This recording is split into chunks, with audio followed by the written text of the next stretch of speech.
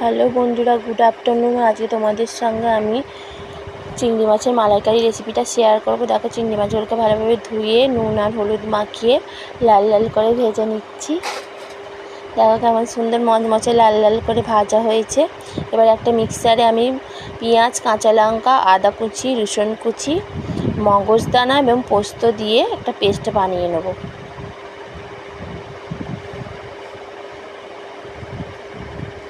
পেস্টটাকে ভালোভাবে পেস্টটা করে নিলাম। এবার দেখো, একটা কড়াইতে একটু তেল, ফোড়ন, তেজপাতা, টমেটো এবং কাশ্মীরি লঙ্কার গুঁড়ো দিয়ে মশলাটাকে ভালোভাবে কষিয়ে নেব।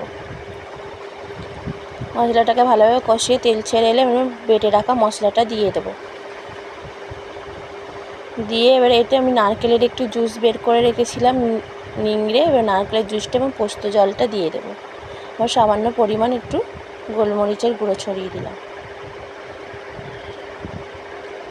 এবার বেটে রাখা মশলাটা দিয়ে জলটা দিয়ে দেবো। পোস্ত বাটা জলটা এবং নারকেলের জলটা দিয়ে দিলাম। দিয়ে এবার ভালোভাবে কষিয়ে নেবো। টকবক করে ফুটে তেল ছেড়ে গেলে তারপরে মাছগুলো দিয়ে দেবো। আজকের রেসিপিটা কেমন হয়েছে তোমরা সবাই জানাবে। চিংড়ি মাছের মালাইকারিটা দুপুরবেলা খেতে হেভি। টাটা।